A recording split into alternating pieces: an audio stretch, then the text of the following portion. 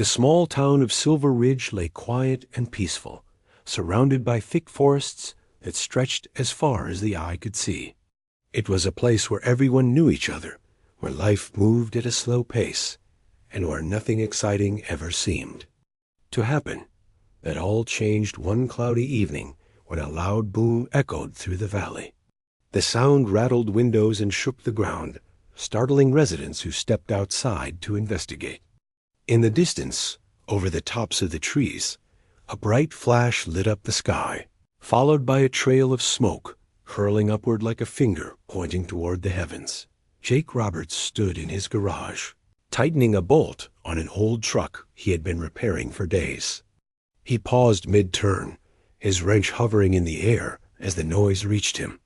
His brow furrowed, and he muttered under his breath, "What in the world was that?" Setting the tool down, he walked out into the driveway just in time to see the glow fading from the horizon. His wife, Clara Bennett, appeared at the door moments later, her arms crossed against the cool evening breeze. "Did you hear that?" she asked, her voice tinged with concern. "Yeah," Jake replied, still staring at the forest. "Something big went down out there." Clara joined him, her eyes scanning the dark tree line. "You think it's a plane crash or something?" Jake shook his head. "No way. That didn't sound like any plane I've ever heard. Besides, planes don't usually fly this low unless they're in trouble." He glanced at Clara, noticing the worry etched on her face. "I should go check it out," Clara frowned. "Are you sure?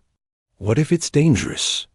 "It's probably just kids messing around with fireworks, or some hunters blowing things up again," Jake sighed, trying to sound casual.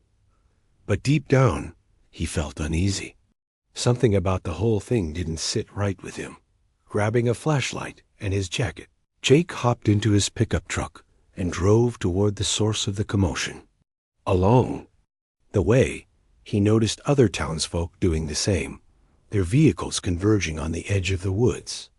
By the time he arrived, a small crowd had gathered near a dirt road leading into the forest. People whispered among themselves, pointing toward a faint orange glow flickering between the trees. "Anyone know what's going on?"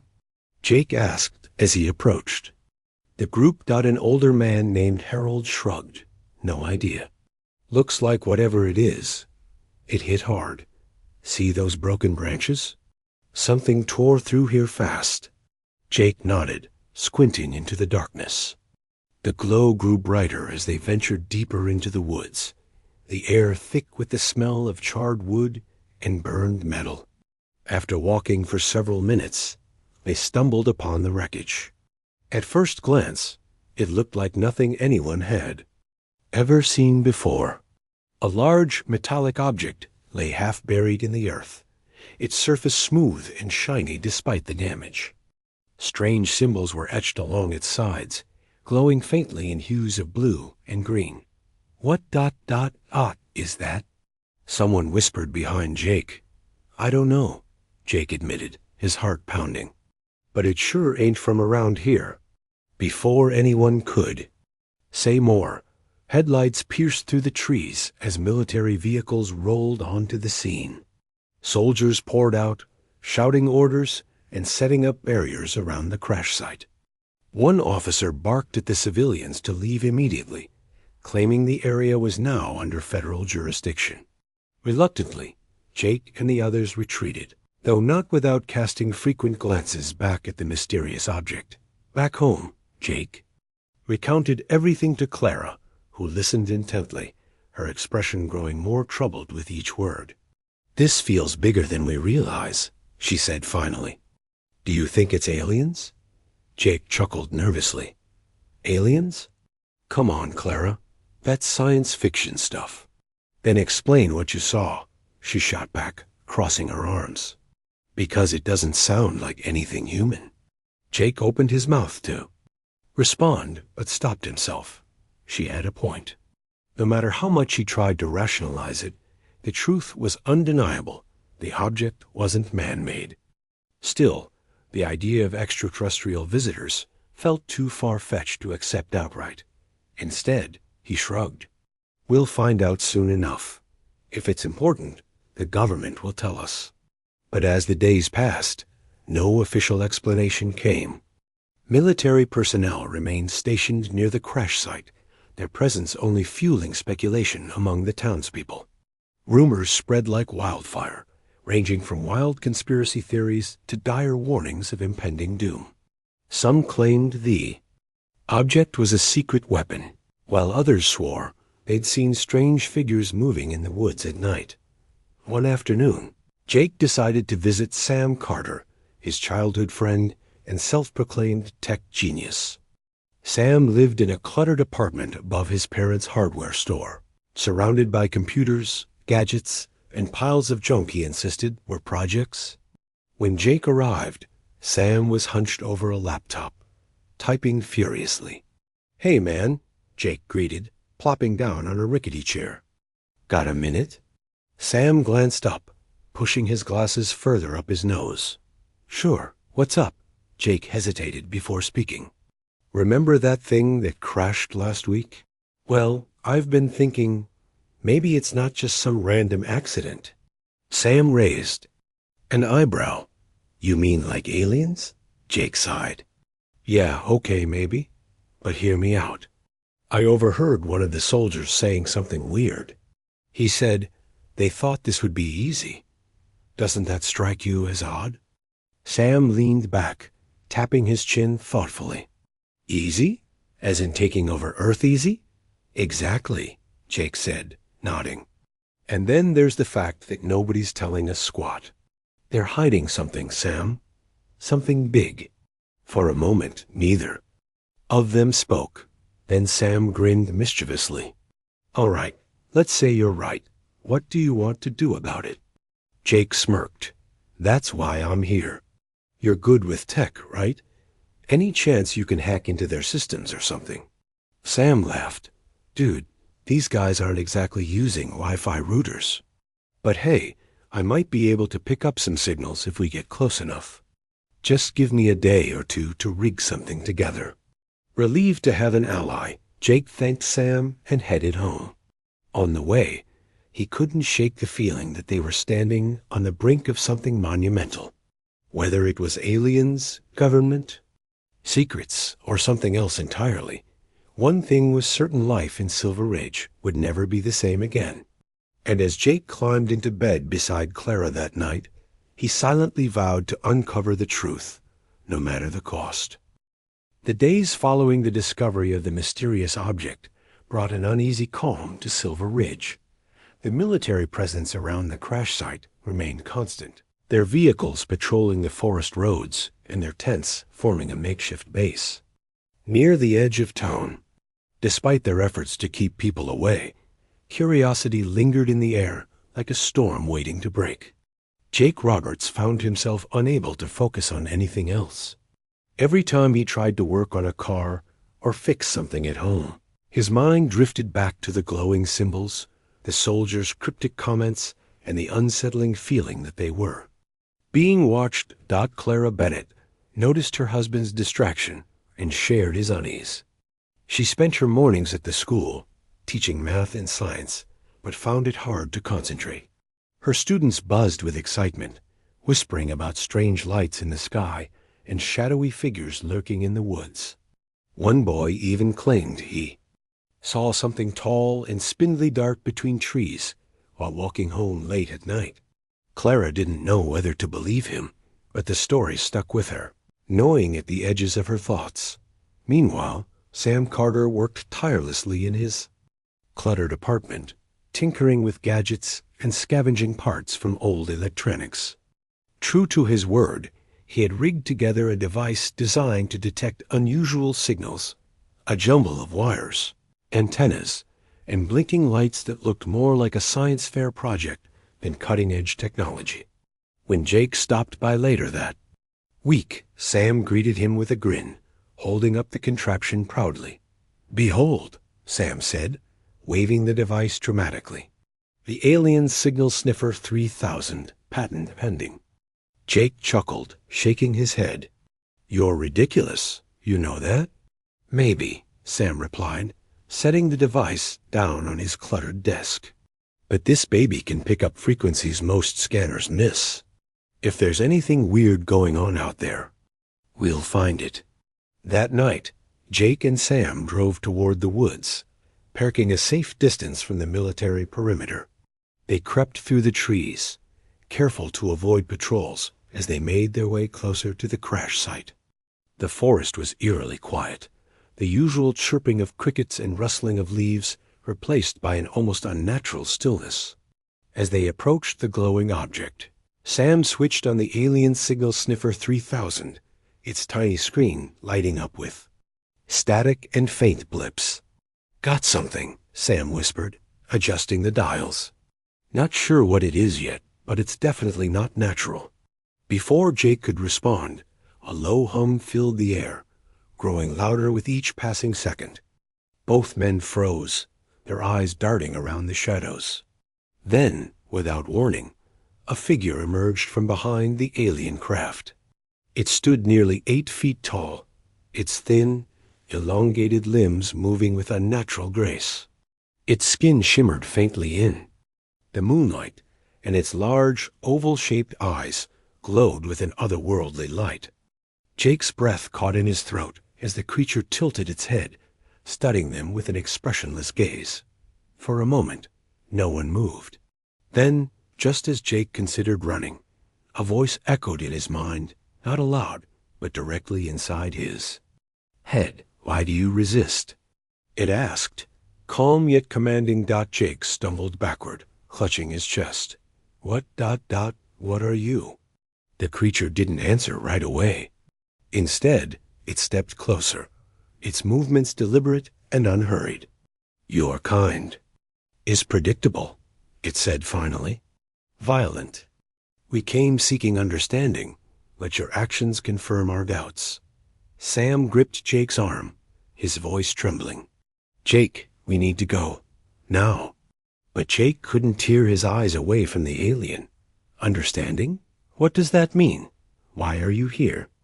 The creature paused, tilting its head again, as if considering how much to reveal.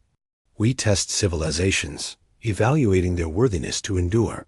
So far, humanity has shown little promise." With that, the alien turned and vanished into the darkness, leaving Jake and Sam alone once more.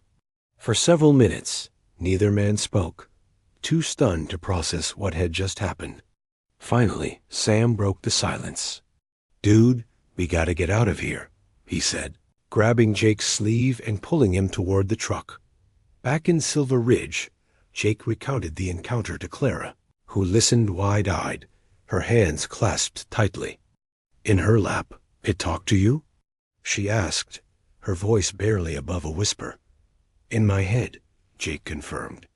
"And it wasn't friendly. Whatever these things want, they don't think much of us." Clara frowned, her mind racing. "If they're testing US, then maybe we need to prove them wrong. Show them we're more than just violent animals." Jake nodded, though doubt lingered in his expression. "Easier said than done. Most people around here are scared out of their minds. How do we unite everyone when half the town thinks the aliens are going to blow us all up?" Clara smiled faintly, a spark of determination lighting her eyes.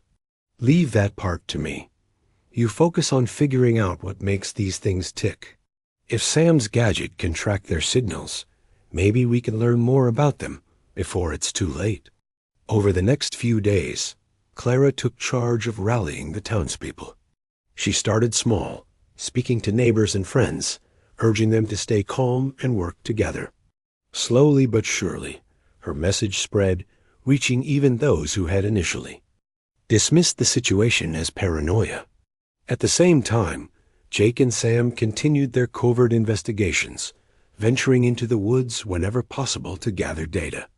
Each trip yielded new insights, strange patterns in the soil, residual energy readings, and glimpses of the aliens themselves, always watching silently from the shadows. One evening, as Jake pored over maps and notes spread across his kitchen table, Clara joined him, placing a steaming cup of coffee beside him. "How's it going?" she asked softly. Jake sighed, rubbing his temples. It's frustrating. We're learning bits and pieces, but nothing adds up. These things are smart, Clara. Smarter than us, probably.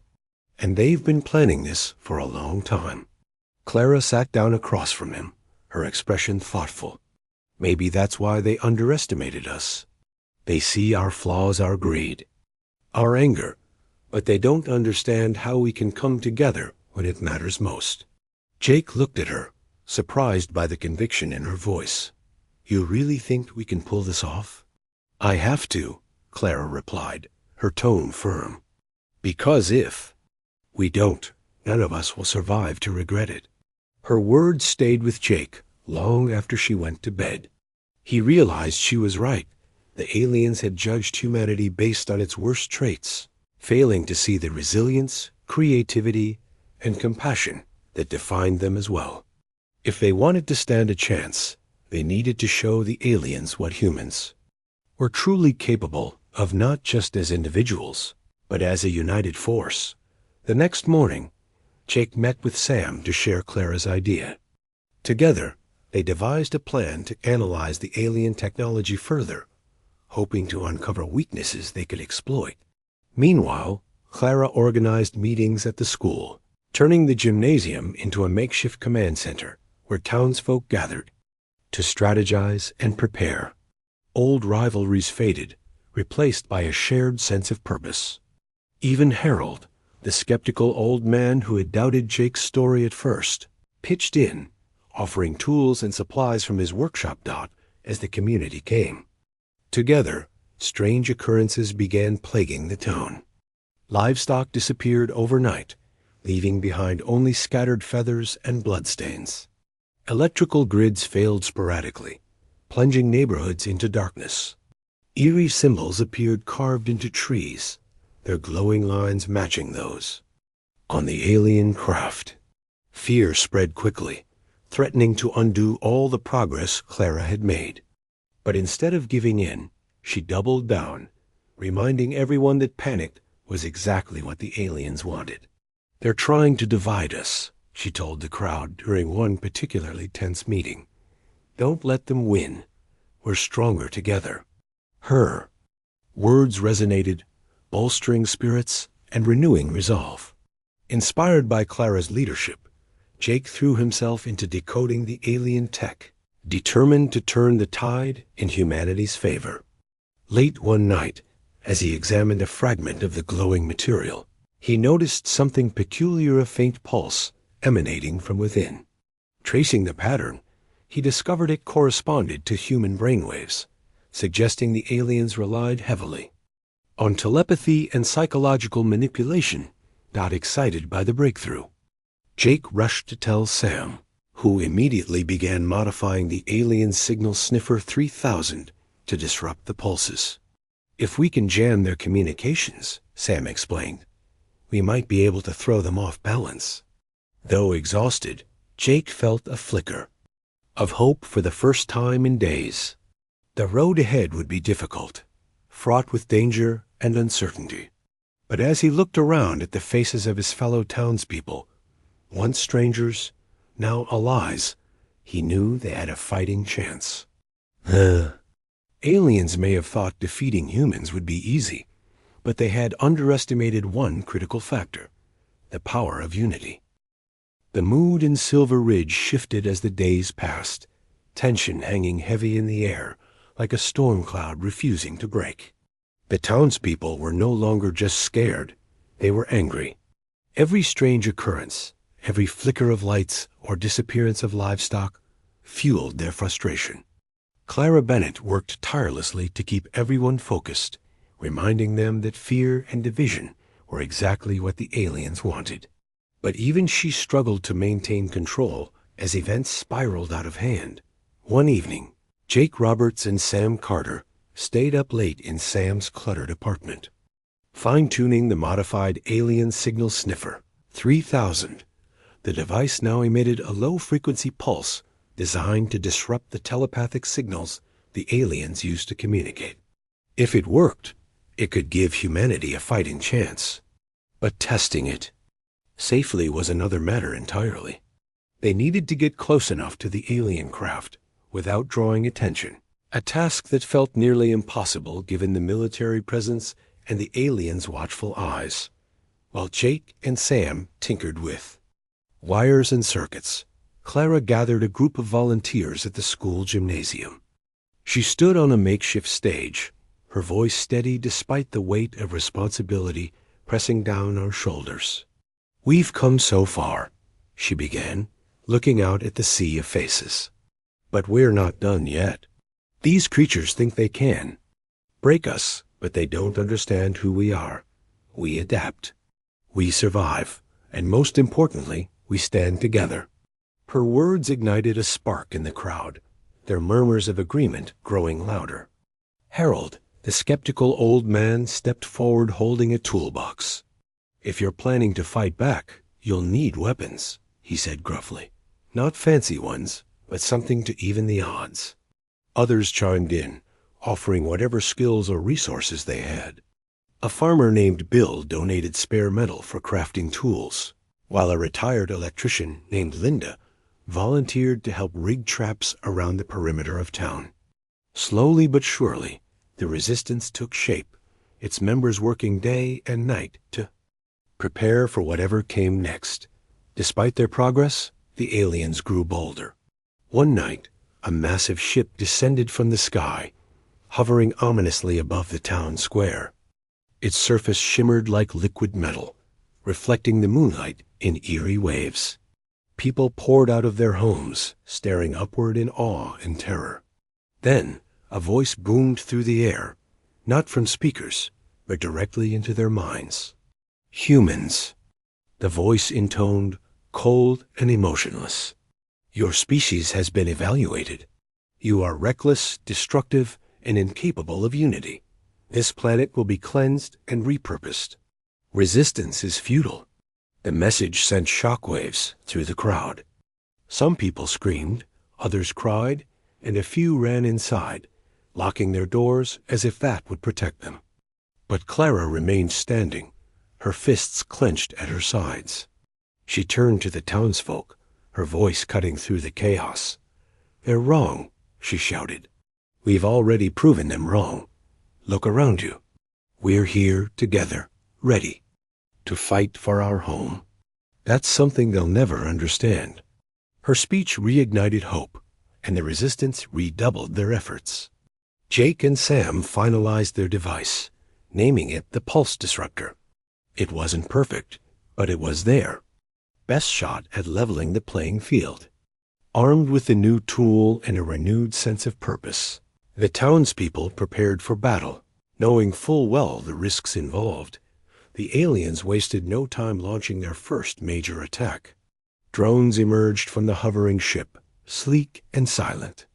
As they zipped through the air, they targeted random buildings, blasting apart rooftops and setting fires that spread quickly through the dry autumn leaves. Panic erupted as people scrambled for cover, but the resistance held its ground. Using improvised weapons and clever tactics, they managed to take down several drones. Their victories, small but significant, Jake led a team tasked with luring the drones away from populated areas, drawing their fire while others set up ambushes. He moved quickly, his heart pounding as explosions echoed around him. At one point, a drone narrowly missed him, its blast sending him tumbling to the ground. Clara found him moments later, helping him to his feet despite the cuts and bruises. Covering his arms. "You okay?" she asked, her voice tight with worry. "I'm fine," Jake replied, brushing dirt off his jeans. "But we can't keep this up forever. We need to hit them where it hurts." Clara nodded, her mind racing. She had studied the patterns of the alien attacks, noting how they seemed to focus on dividing the townspeople and sowing chaos. If they could strike back at the source, the central hub controlling the drones, they might have a chance. But reaching it wouldn't be easy. That night, Clara called a meeting to share her plan. "The aliens operate from a central location beneath the crash site," she explained, pointing to a crude map she had drawn. "If we destroy it, we cripple their ability to coordinate. It won't win the war, but it'll buy us time." The room fell, silent as everyone absorbed her words. Finally, Jake spoke up. "I'll go," he said firmly. "It's my idea, and I know the area better than anyone." Clara shook her head. "Absolutely not. It's too dangerous." "It's the only way," Jake countered, his tone leaving no room for argument. "Besides, someone has to step up. If there's any chance of saving this town, I'm willing to take it." Reluctantly, Clara agreed, insisting on staying behind to coordinate support efforts. She assembled a small team to accompany Jake, including Sam, Harold, and a young woman named Emily, who had experience navigating caves. Together, they armed themselves with whatever they could carry: homemade explosives, crowbars, and the pulse disruptor, and set out under the cover of darkness. The journey to the crash site was fraught with danger. Patrols of alien sentries roamed the forest, their glowing eyes scanning for intruders. The team moved cautiously, sticking to the shadows and using natural cover to mask their approach. When they finally reached the edge of the crater housing the alien craft, they paused, taking stock of the situation. A network of tunnels stretched out beneath the wreckage, guarded by towering figures that radiated menace. "This is it," Jake whispered, gripping the pulse disruptor tightly. "Stay close and stick to the plan." As they descended into the tunnels, the air grew colder, the walls slick with moisture. Strange symbols glowed faintly along the passageways, pulsing in rhythm. With an unsettling hum, every step felt heavier than the last, the weight of their mission pressing down on them. But they pressed on, driven by the knowledge that failure meant the end of everything they loved. Deep within the labyrinth, they encountered their first obstacle: a group of alien drones patrolling a narrow corridor. Jake activated the pulse disruptor, its low-frequency pulse causing the machines to falter and crash to the ground. The team cheered quietly, emboldened by their success. But the victory was short-lived, as the disruption triggered alarms that echoed through the tunnels. "They know we're here," Sam hissed, clutching a makeshift explosive nervously. "We need to move faster." The final stretch was the hardest, the tunnel widening into a cavernous chamber filled with alien technology. In the center stood a massive console, its surface alive with shifting lights and symbols. Jake recognized it immediately as the hub Clara had described. Without hesitation, he planted the explosives, setting the timer for 5 minutes. "Let's go," he urged, motioning for the others to retreat. But as they turned to leave, a figure emerged from the shadows, the alien commander. Towering over them, it radiated power and disdain, its glowing eyes fixing on Jake with unnerving intensity. "You cannot win," it said, its voice reverberating in their minds. "Your kind is flawed, destined to destroy itself."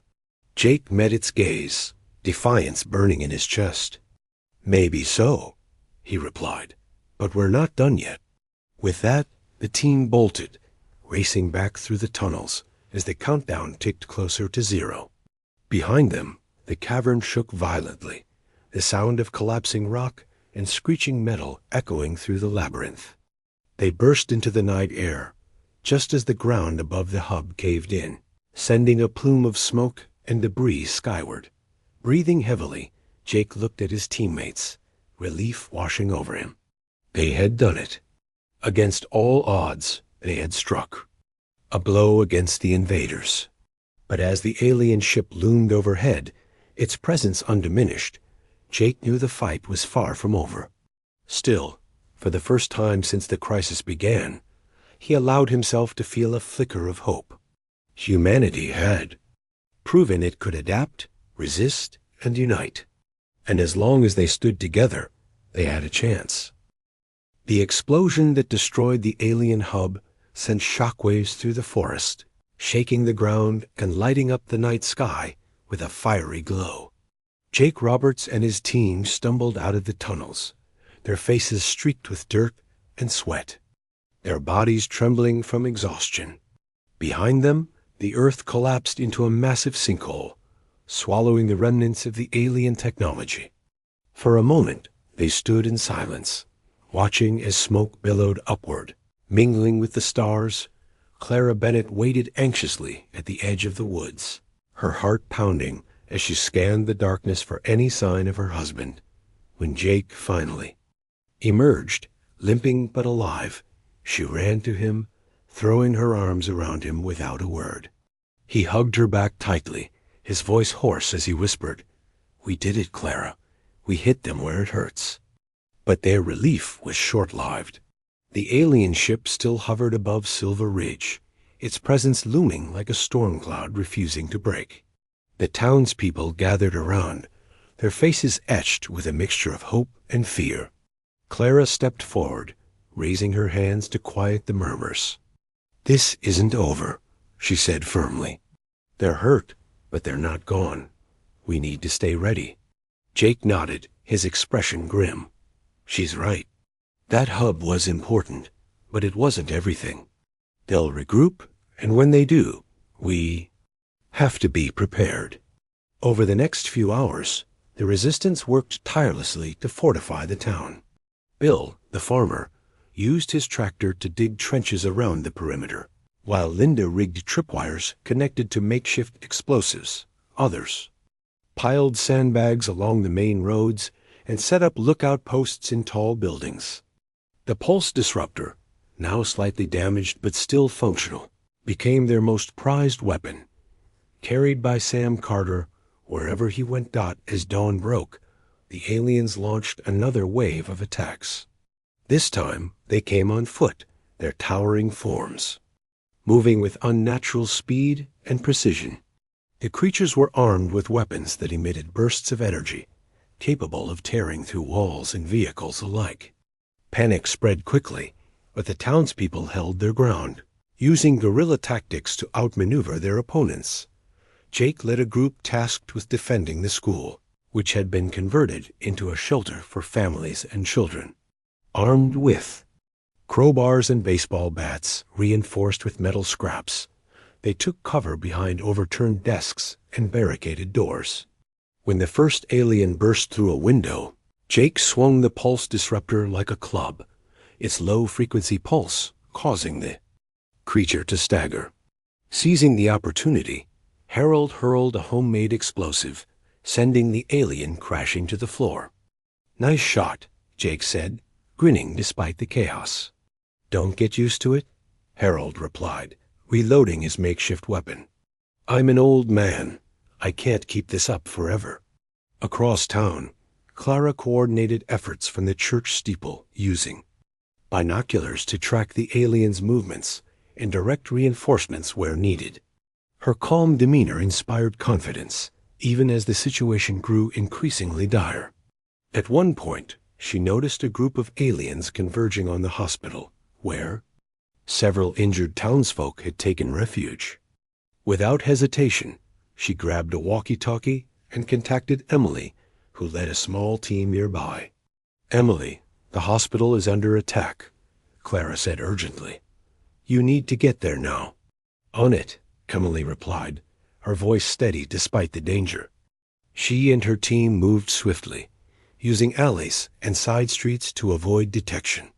When they arrived, they found the aliens attempting to breach the building's front doors.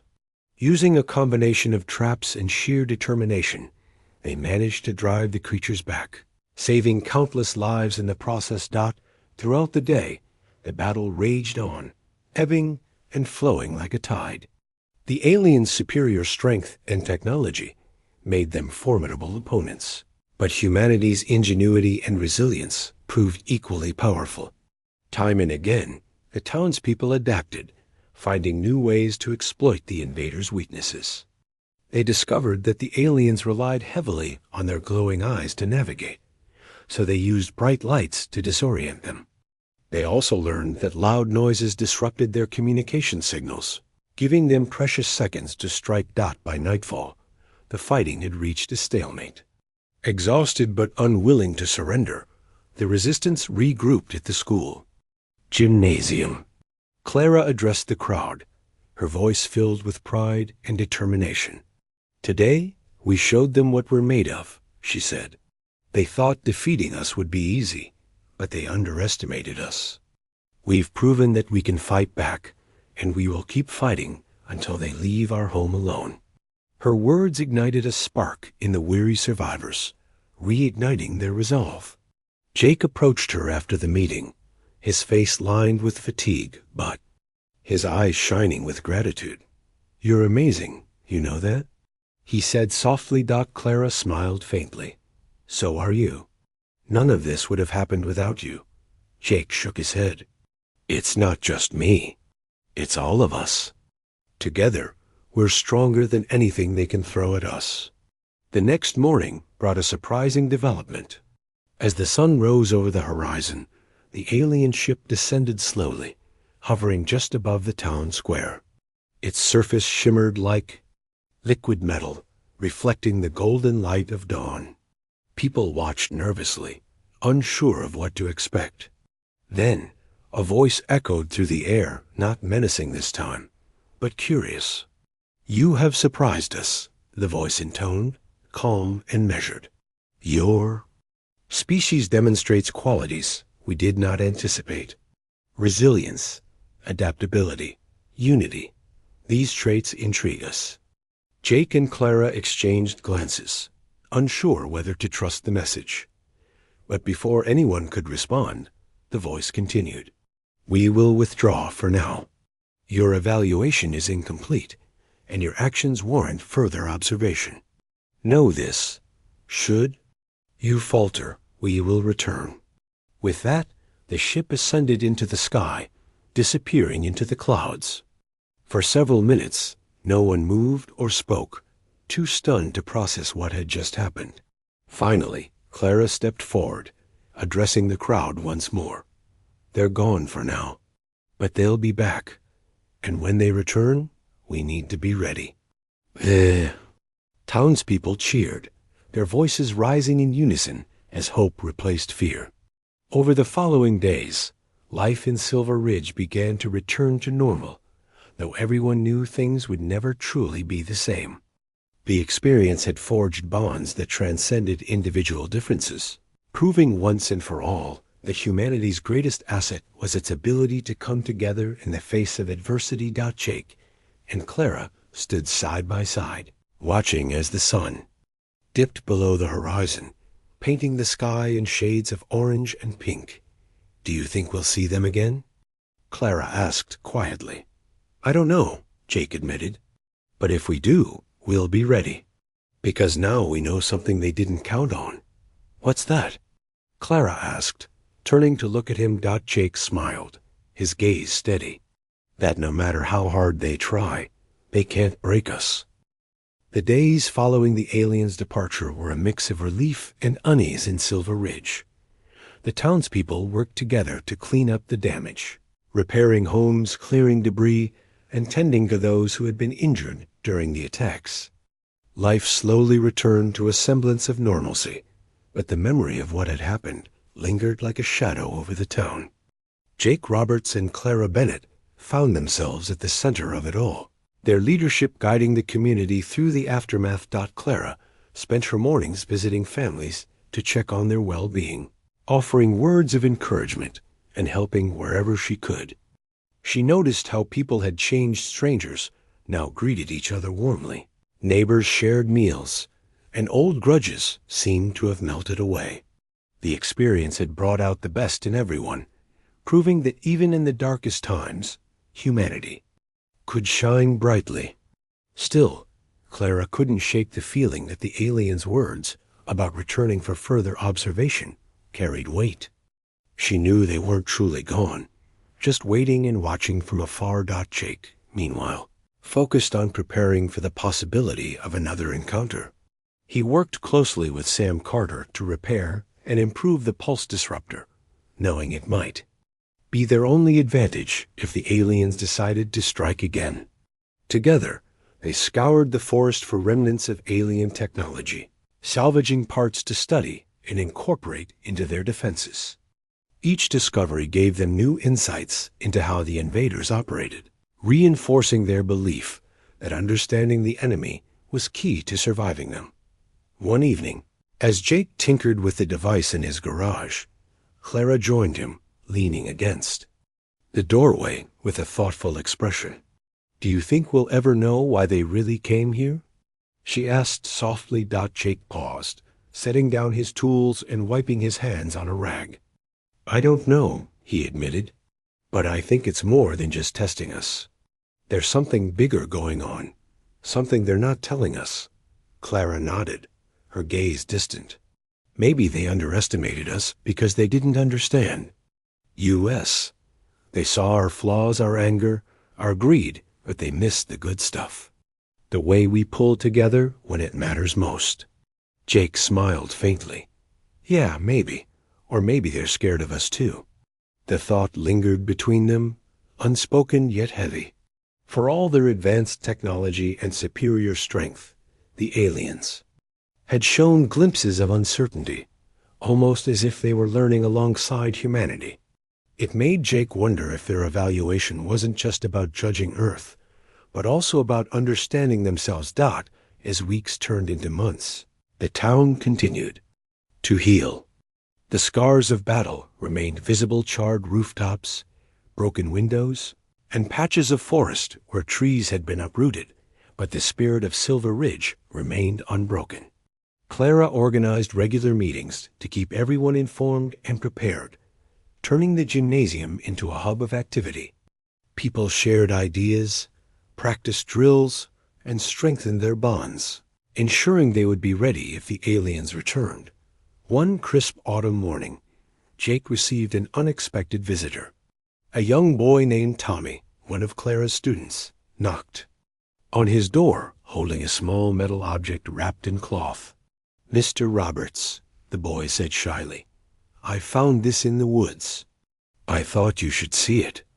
Jake unwrapped the object carefully, his brow furrowing as he examined it. It was a piece of alien tech, smaller and sleeker than anything they had seen before.